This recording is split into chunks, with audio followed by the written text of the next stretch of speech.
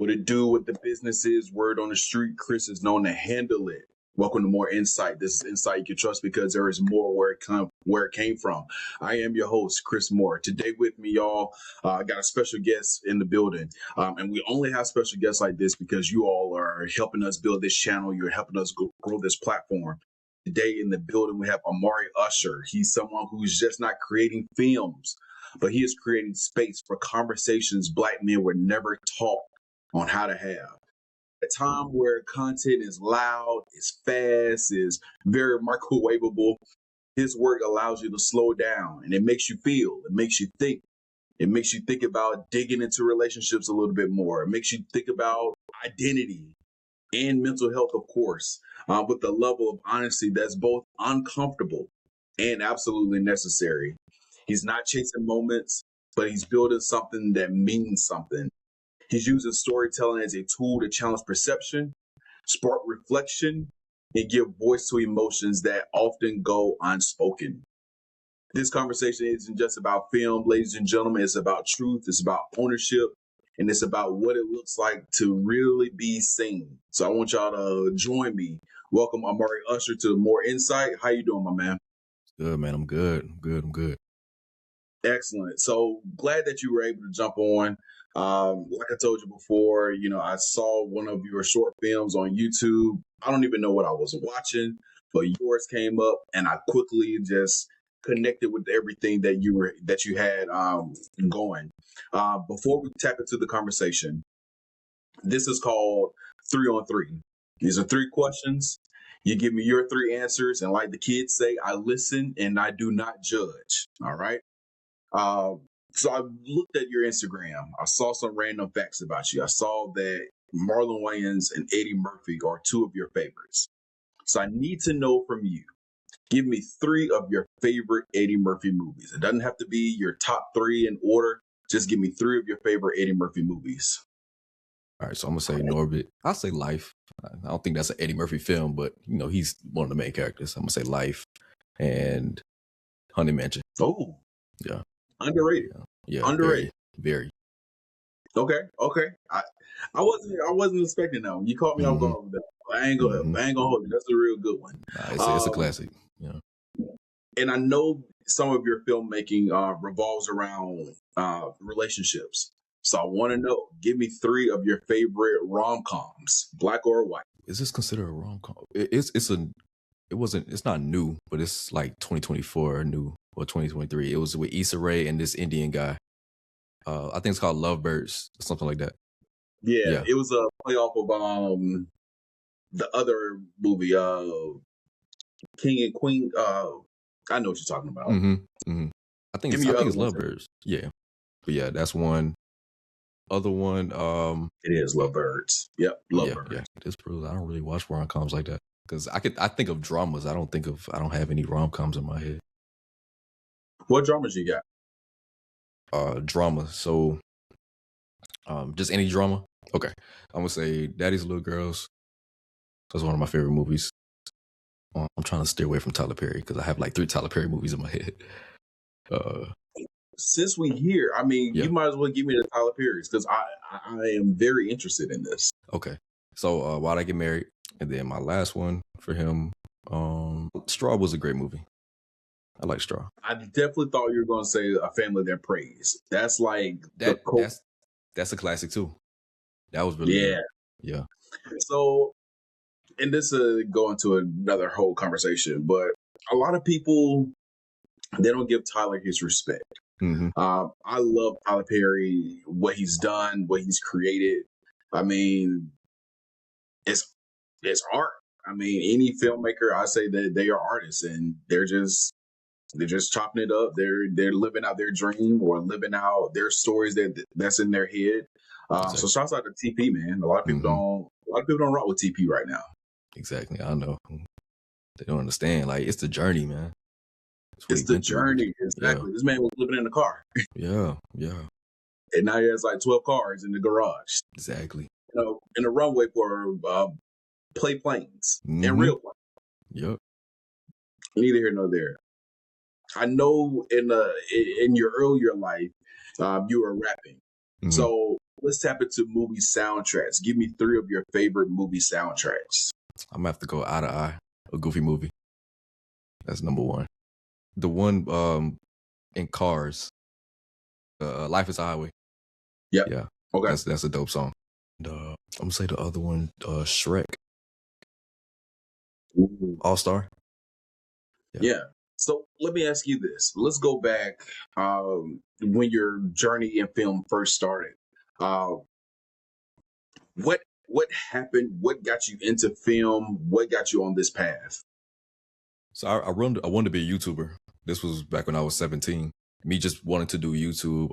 I just wanted to basically copy the creators that I was already watching. Because when you first start out, you're just copying what you see.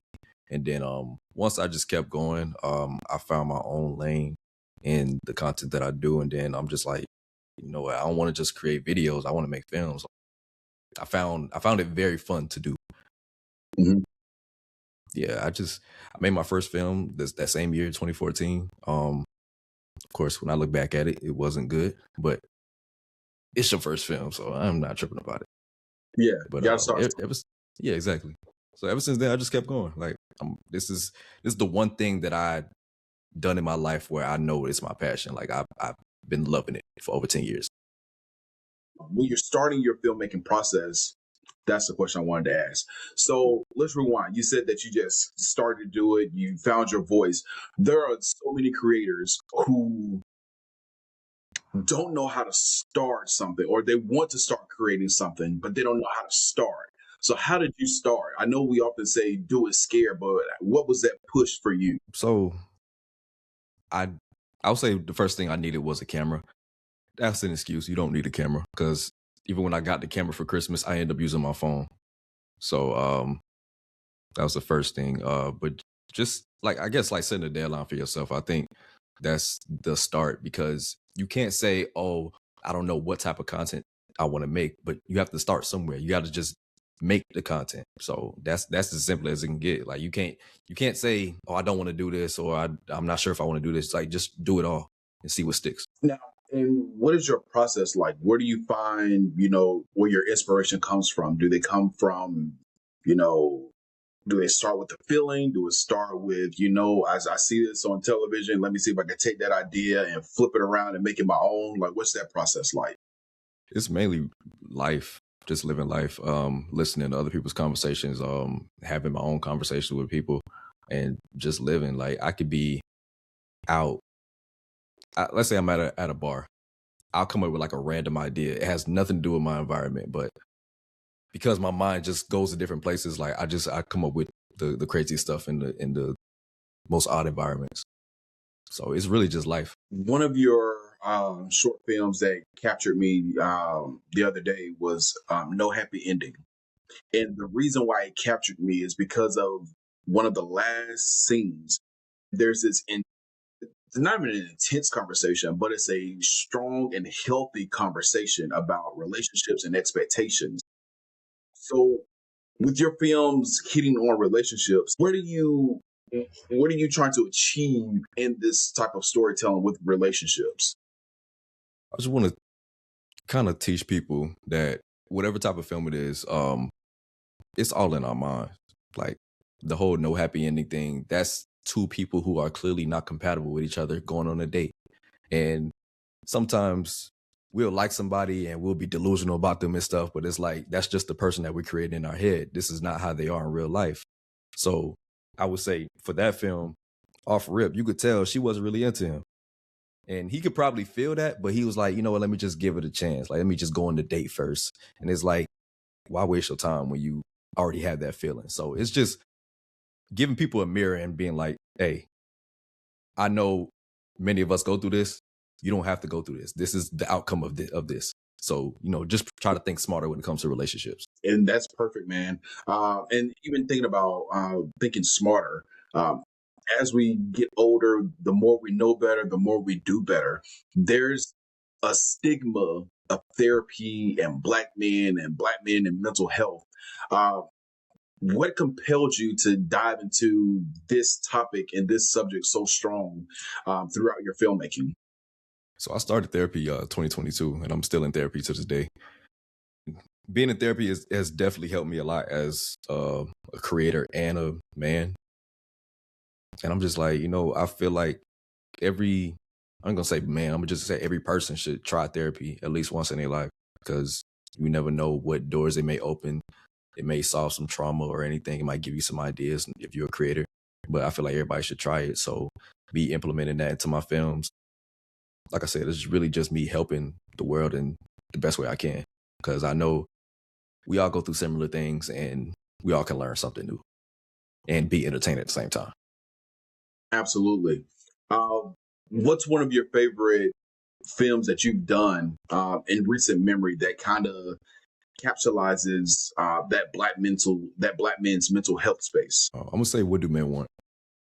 Because it Okay. was a mixture between the relationships and men's mental health. I need to write that one down. I mean, because I go to your YouTube, man, Yeah, and it's you a got lot. a catalog. It's You a got lot, a yeah. catalog. Yeah. So that's definitely some good stuff I can get through while I am working. The production of this, man, how quick are you turning these around? Because I see that there's a lot of content. Mhm. That means it takes a lot of time. So let me Yeah. see. Let me figure out what your time management is like. So that's something I'm actually trying to work on, because I feel like the output is too slow. Because I want to drop like 2 a week, like 2 short films a week, only because I know I can. Um, Me and my crew, we treat every film like an actual film. Like, we take our time with the lighting and stuff. And I'm not saying that's a bad thing, but the position that I'm in right now, we got to be quicker than that. Like, let's save all the technical stuff for like bigger projects and yeah, just bigger projects and stuff. But like the stuff that we're just putting out for YouTube, I'm not saying let's do less of that, but just when I do my skits, I put up one light and I post it. People might think like, oh, this is a high quality production. I only got one light. I'm not doing nothing crazy. But if I do that with my short films, it's gonna hit the same, because people are worried about the story. They don't care about how it looks. So you're tapping more into the efficiency. Yeah. Excellent, Yeah, we man. definitely need it. And then even thinking about skits, Mhm. when we think about someone like a Drewski, if you will, who's Mhm. come up under crazy fire. Mhm. He's been putting comedy into some uncomfortable spaces. Uh, as a creator, when you're telling these stories, where do you draw the line between truth, humor, and just being responsible? I stick to what I know. Drewski, he'll hit every topic. If I have no knowledge about it, or if it's not too controversial, I'm not going to touch on it. I can't, because I already know how the internet can get about certain topics, and I'm like, you know what, this is my lane. I'm gonna just stick to this. I may branch off just a little bit, but I'm never gonna go too far. Has there been something that you put out that you kind of second guess, like, hey, maybe I shouldn't put this out? If it was, it wasn't like it wasn't the topic. It was like the way it Yeah, was done. that That's the makes only sense. time. That makes Mhm. sense. Now, where do you draw your inspiration from film? I know you talked about Tyler Perry. Uh, who are some of those other people that you looked at for inspiration? Yeah, Tyler Perry, Issa Rae, Marlon Wayans. I'll say those are my top 3. I don't really look at their films and get inspiration from it. It's just, like I said, I love knowing the person behind the films. Like, how did you Absolutely. come up? Like Issa Rae, I feel like has the most similar story to what I have. Her coming up off of YouTube and stuff, and then transition over to HBO. I look at her the most, because I'm like, that could be me one day.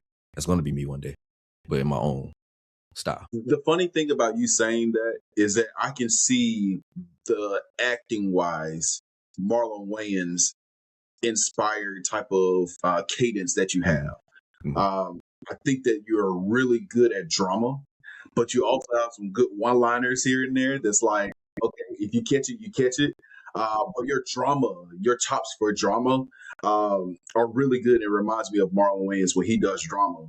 And I would even say scene-wise, I see in the cinematography. I can see the eye that Issa Rae has. I can see the awkward black girl. I can see Insecure. So that makes sense. And then, of course, I talked about your timing. Tyler Perry would do a movie in 2 weeks. The crazy thing is, he probably won't put it out until next year. Exactly. So I can definitely see how those people have inspired you. And Hmm. shouts out to you, man. What do you have coming up next? So my actually have two films that's coming out. One is coming out this week. I need to edit it. It's called Who Do You Love? My homie wrote it. And the one for next week is called I Settled for You. So that one I'm really excited for because that was my biggest project as far as like cast. Like I had like 15 people in the cast. Extras about like 25. So that's the most people I ever directed. So that one I'm really excited about. Let me ask you this. A content creator, I don't want to just limit you to a content creator. You are a YouTube creator. You are a creative. What has been this YouTube journey look like for you? Because I know that you said that, even with Facebook, you just hit a million views or a million followers. I'm sorry. But that spans not just over a year, it's 12 years of work that you've done. Yeah. So talk to me about your YouTube journey. Yeah, YouTube has always been the hardest platform to grow on, but it's the most beneficial. Like you can always count on YouTube if another platform fails. So right now I'm at like 360 or 70,000. And yeah, it's a slow journey, but I'm still appreciative of it because I could be stuck at one number, but I'm constantly growing every day. But YouTube is it's been really good. Of course, I have my moments where I wanted to quit. I feel like every creative has their moments, but it's not happening. What are those moments like when you have those creative blocks, and how do you get out of that creative block? I would say that it's not a creative block. It's just negative thoughts creeping in.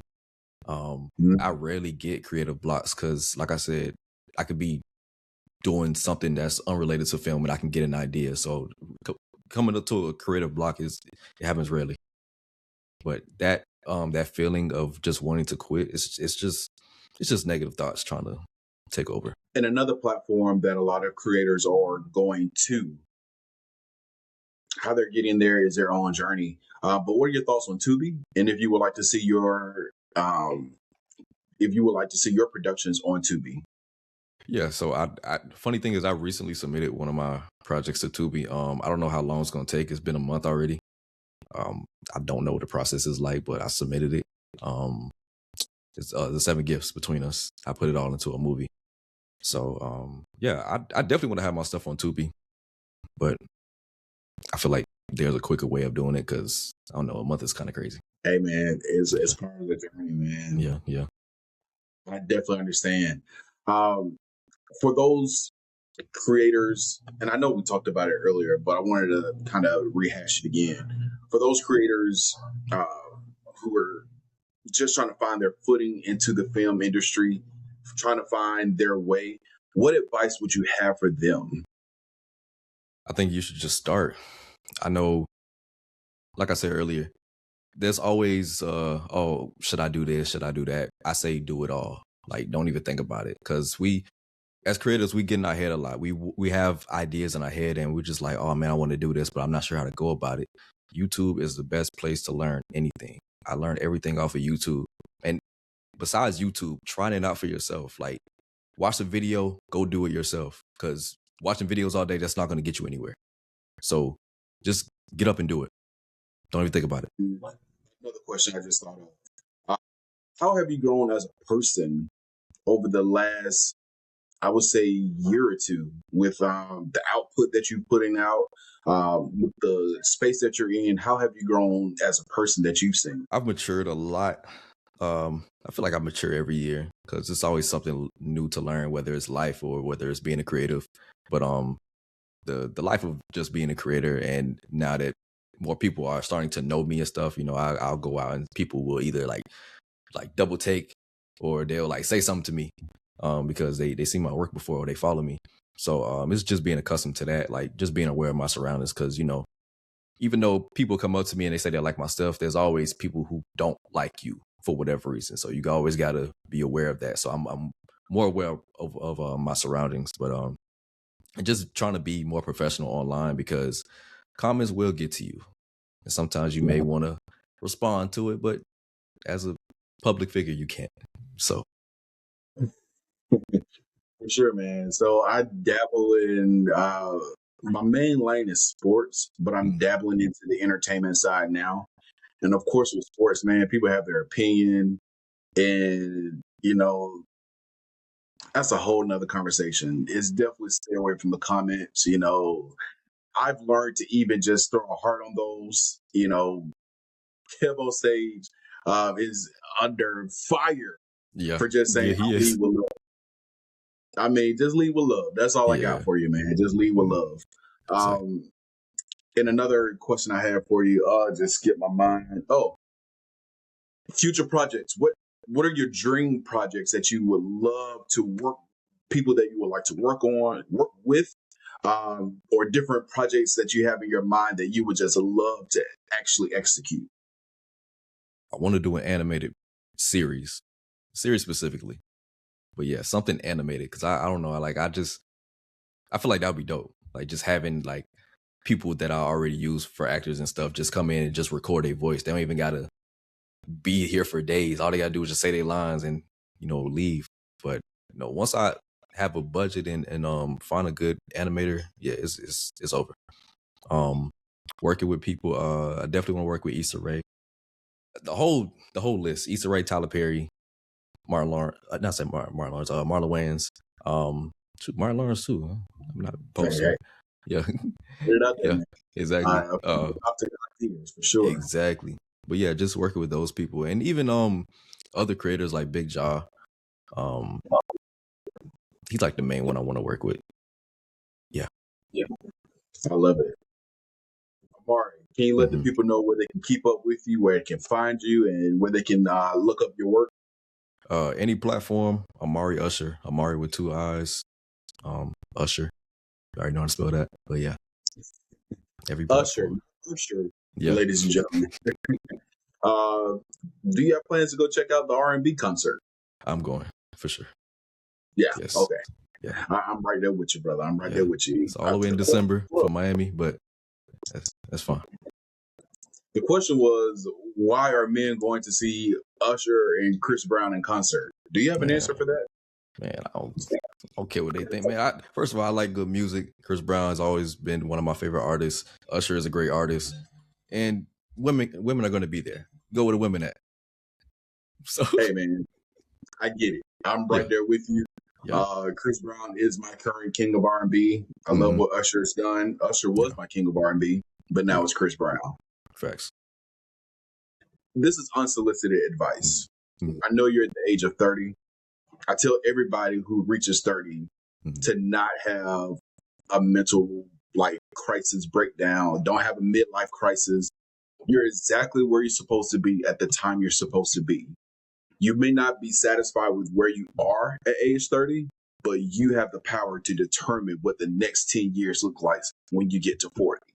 I told myself the same thing at age 30 because I wasn't happy with where I was.